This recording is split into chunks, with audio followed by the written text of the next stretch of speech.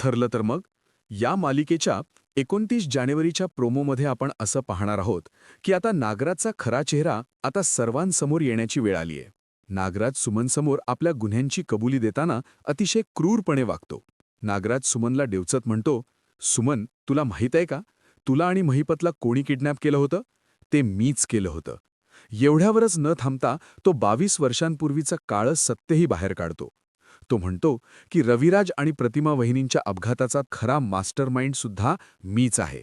नागराजला खात्री आहे की सुमन आता कोणालाही काही सांगू शकणार नाही. तो तिला आव्हान देतो की तुला हे कोणाला सांगायचं असेल तर बिनधास्त सांग, कारण तुझ्यावर कोणीच विश्वास ठेवणार नाही. डॉक्टरांनी आधीच सांगितलं आहे की तुझ्या डोक्यावर परिणाम झालाय.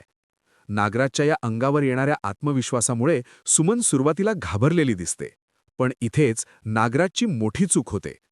नागराजला वाटतंय की तो फक्त सुमनशी बोलतोय, पण प्रत्यक्षात सुमनने आपला फोन लपवून व्हिडिओ कॉल सुरू ठेवलेला असतो. नागराजने दिलेली ही सर्व कबुली अर्जुन आणि सायली थेट पाहत आणि ऐकत असतात. नागराजचे हे भीषण सत्य ऐकून अर्जुन आणि सायलीला मोठा धक्का बसतो. पण त्यांच्या हाती आता सर्वात मोठा पुरावा लागला आहे. आता अर्जुन या व्हिडिओ पुराव्याचा वापर करून नागराजला कशाप्रकारे जेरबंद करणार? सायली आपल्या आईवडिलांच्या अपघाताचा बदला घेऊ शकणार का? हे पाहणे उत्सुकतेचे ठरेल. भेटूया पुढील भागात.